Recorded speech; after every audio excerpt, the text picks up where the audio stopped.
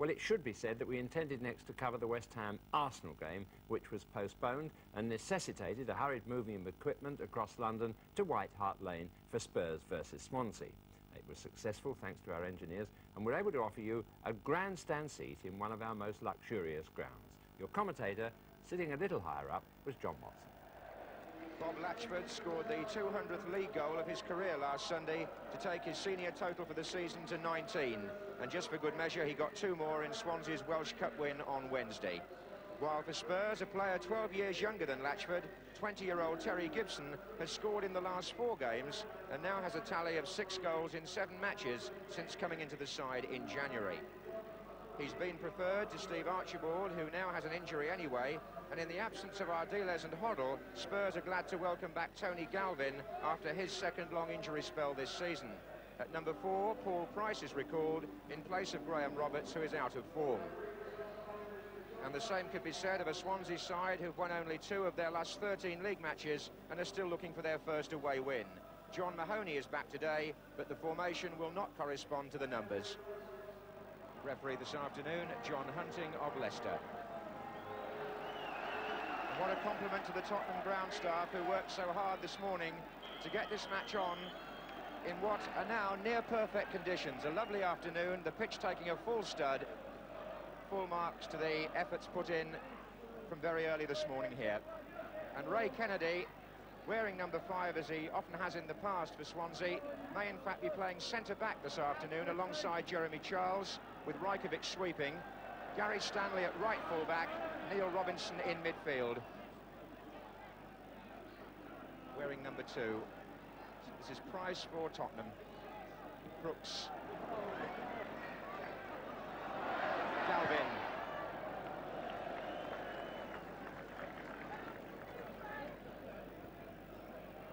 Just looking at those Swansea defenders who will be marking the likes of Galvin this afternoon.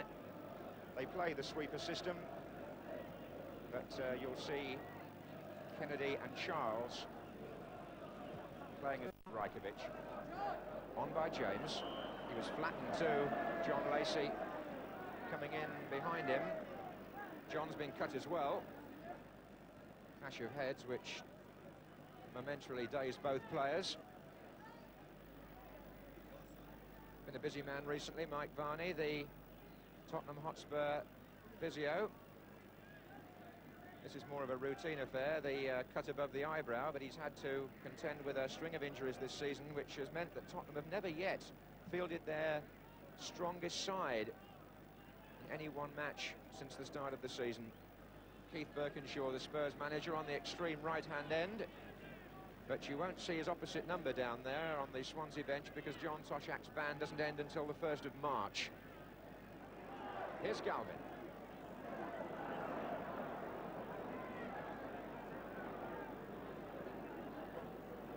Rajkovic, Hadziavdic.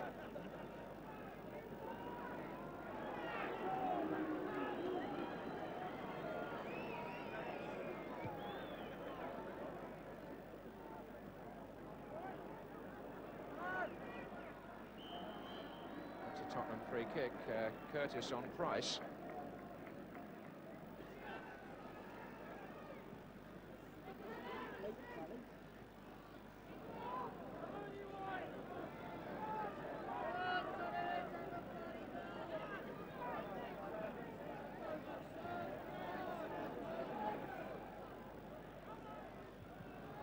Come back to Mabbott. Wasn't what he intended, but Gibson's managed to make something of it. Perryman, little ball out to Gary Brook. 5 waiting in the centre for Spurs. And hammered clear by James. So Brook will take the corner. He'll also get a chance to return it. And Crooks came in there behind Rajkovic and in front of Stanley and did well to get his header in. The defenders debating who should have stopped him, but as Gary Brook returned the ball, Garth Crooks nipped in between 2 of them. His header, though, never going in. Well killed by Gary Brook. What came after wasn't quite so good, but Here's Price. Good interception by Rajkovic. And here's Ray Kennedy. And James, Curtis making the run ahead of Perryman, who got a foot round him. Latchford's in the centre. James.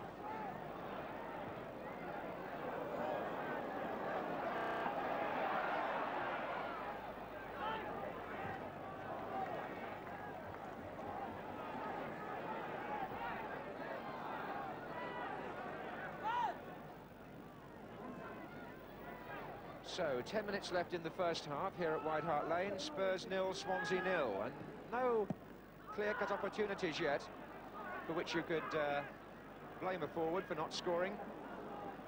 And neither goalkeeper totally extended. Here's Ricky Villiers, forward for Terry Gibson. Can he take him on for pace? Rajkovic, he can. He's still there, is Gibson. And a good cross, and here's Crooks.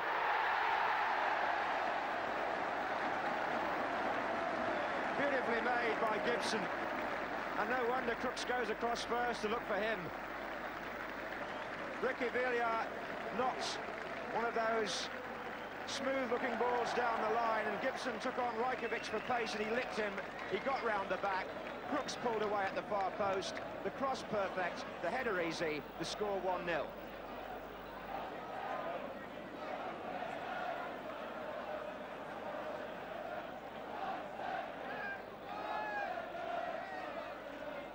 Brought the crowd to life.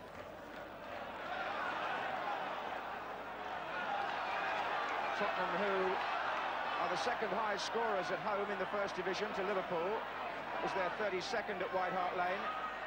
And here's Galvin looking for the 33rd. And Brook might find it. You'd back him normally in those positions, Gary Brook, to get a clean strike. Here's Villiers.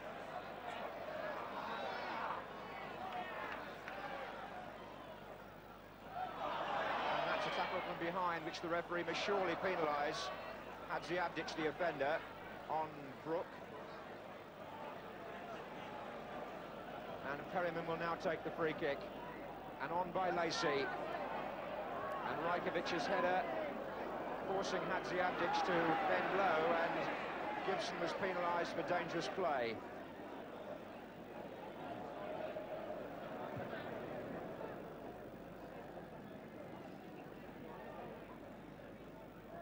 Perryman.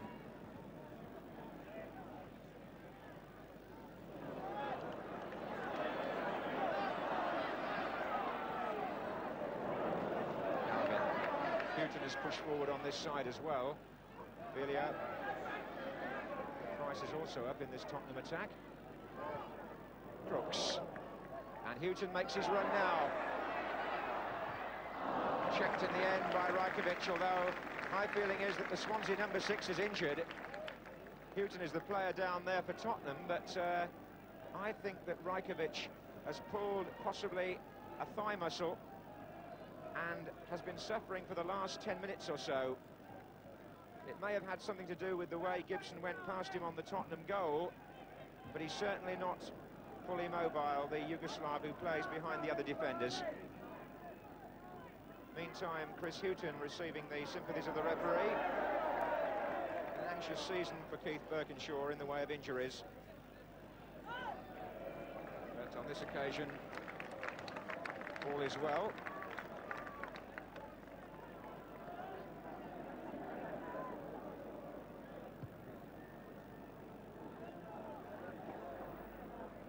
On by James.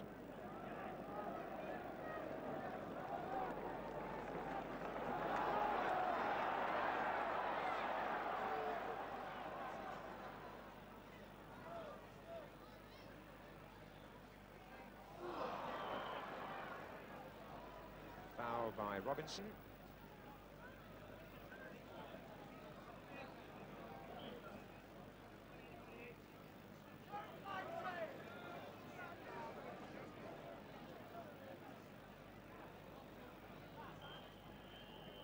And the first half ends with Spurs leading by a goal from Garth Crooks, his 15th of the season, but his first in the league since October the 23rd. He's been dropped, he's come back, scored in the cup and scored again here, courtesy of Gibson, although Rajkovic, the Swansea sweeper, appeared to be nursing an injury towards the end of the half. No doubt one of the regular listeners to BBC Radio Sport on 2, checking on the half-time scores. Mark Falco is on for Spurs in place of Chris Hughton, who has an eye injury. And for Swansea, Darren Gale is on in place of Rajkovic, the sweeper, who was hurt during the first half, seemed to pull a groin.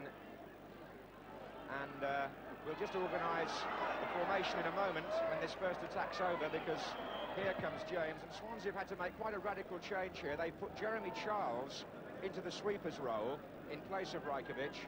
Gary Stanley has gone to play in front of him at centre-back with Kennedy, and Neil Robinson, over on that far side, meeting the ball now, is at right-back.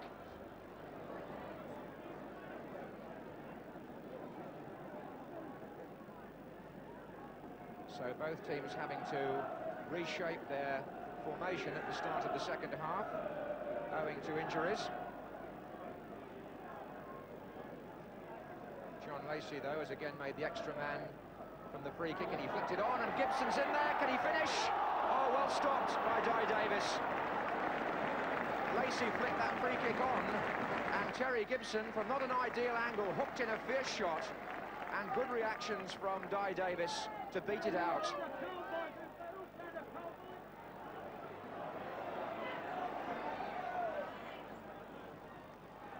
And now John Lacey.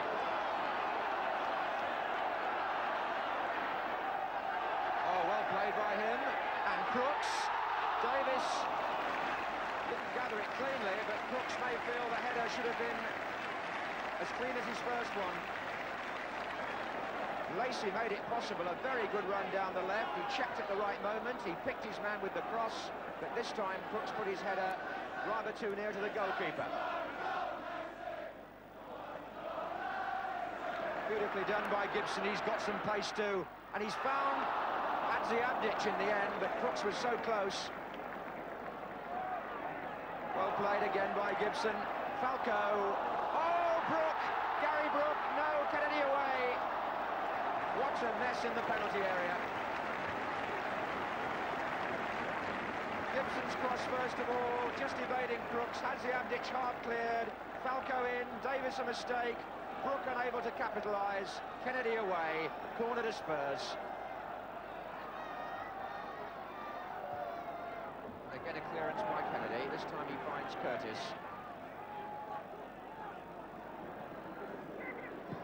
Interception was by Perryman. Here's Lacey. Villiers. Spurs with plenty of players forward here. Brook. Falco. Crooks. Brook again. Spurs have increased their momentum since half-time, despite having to reorganise, but then the same can be said of Swansea in terms of reshaping the team, because they've lost their calming influence at the back. Rajkovic. Mahoney. This is Kennedy. Some holding there, it seemed, by Price. James. The shot. Absolutely poleaxed Spurs player who blocked it. Was Price, in fact. Running into Mabbott. He saw his chance to go forward and took it. Brook. That's not the pass that he was looking for.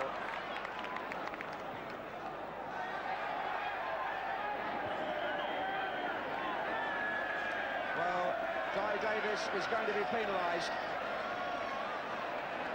The linesman was the man who was the key figure there, because he spotted that when Di Davis kicked that ball forward, he had actually come outside his penalty area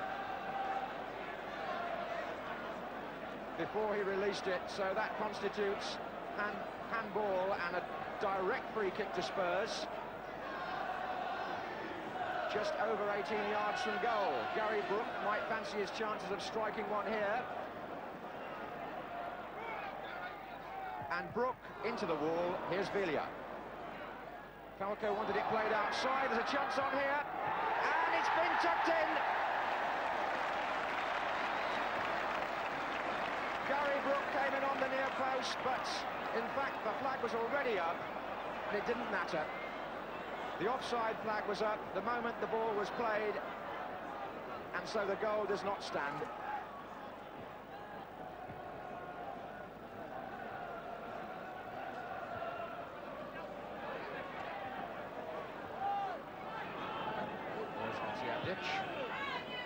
Latchford.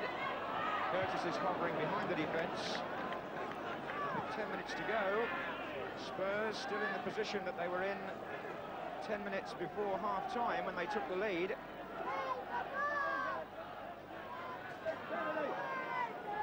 Unable as yet to put the match beyond the reach of Swansea. Forward again goes Crooks. And forward too goes Latchford.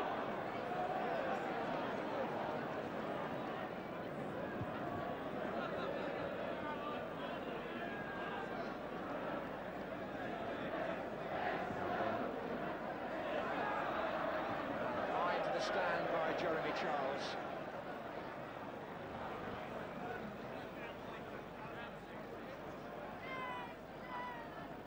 Falco going in on the line. Oh, and Davis didn't make a very good job of that. And Spurs have a corner. John Lacey is again supporting Garth Brooks. Jostling for positions. And Lacey! And Gibson dived, driven away by Robinson. Perryman.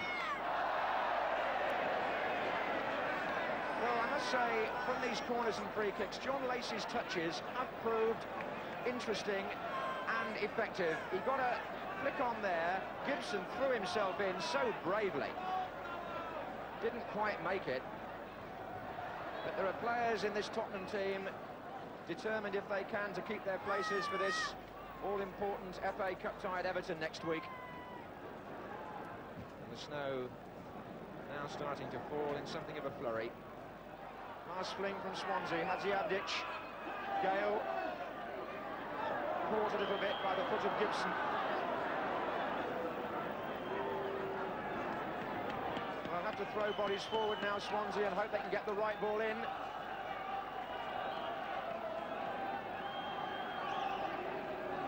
Charles is making a run across. It was he who got there. It's gone on to James, but the flag and the referee's whistle bring the afternoon to a close. It came too late, Swansea's revival, because Tottenham had got the edge from the moment they scored and should frankly have added to that in the second half, that being a goal by Garth Brooks. Both teams had to reorganise at half-time. 3 points to Tottenham, who will still hope to qualify for Europe by virtue of their league position, but Swansea's relegation problems only compounded by that defeat as they still look for their first away win. Well, not the best game we've seen this season. Both sides obviously affected by continual injury problems. And in the absence of Ardias and Hoddle, Ricky Villa took over the midfield general role for Spurs, particularly in the first half. And I thoroughly enjoyed this moment of supreme skill from him. About a 50-yard ball at least coming up here, and it's control with the chest that we see. A lot of power in that ball, but he has it under control with another little touch from his foot. Really remarkable, superb skill. And in fact, he initiated quite a lot of Spurs' first half attacking movements, and the one that produced the goal. Spurs at their best. Stevie Perryman on the ball there, plays it up to Mabbott. A nice little turn back ball from him into the path of Villa, and Villa pushes it very accurately up the line past the defence. But it's the appetite of the man on the end of it that we're looking at particularly. To get ahead, to stay ahead against Rajkovic's challenge, and finally to hook a ball accurately onto Crooks' head. Crooks calls for it, and he's got it just where he wanted it most to enable him to score Spurs' first and only goal. But let's look again at Terry Gibson. Not the greatest looking athlete. He's got a short body, powerful hindquarters, and a touch of the Jimmy Greaves. I particularly like that turn there. Very, very quick. But after it, he doesn't lay it off. He's looking for the space again beyond people to get a cross in. That cross caused Swansea's defenders a little bit of trouble. They didn't get it away first time, and it gives us a chance to get another look at his appetite for getting past people into the space on the other side. He wants a trick now, and he's got a trick, and he's got a cross. Don't think he quite meant that one, but it's, again, making problems for Di Davis and his colleagues. But you can't even be talked of in the same breath as Jimmy Greaves unless you're a goal scorer, and prolific at that. Terry scored 6 goals in his last 7 games for Spurs, and 4 out of 4 in the last 4 games. Just watch this from a free kick, his goal-scoring potential. Veer flicks the ball up. It's Lacey there who created quite a few scoring opportunities for Spurs yesterday. There he is, one control with his right foot and hammering a shot there, which nearly knocks Di Davis out of the ground. But it was a fine save too at the end of the day. But there he is, Terry Gibson. Well, there was one minor incident in yesterday's game with which I thought we might have some fun. It shows very clearly the increasingly difficult nature of a referee's job in this day and age. Players' techniques have improved in all directions, which at times can make the truth difficult to read. The question is, do you think this challenge by Jeremy Charles on Garth Crooks was a foul? He's coming in now to time his tackle. There has to be intent involved for it to be a foul, but does he go for the ball here, or does he bring Crooks down deliberately? Does Crooks have to fall? I think he does, but does he make slightly more of it at the end of the day than he need have done? We've seen it in slow motion. Perhaps it looks easier in that the referee has to make an instant decision. Was it a foul or was it not? What would you have given? Well,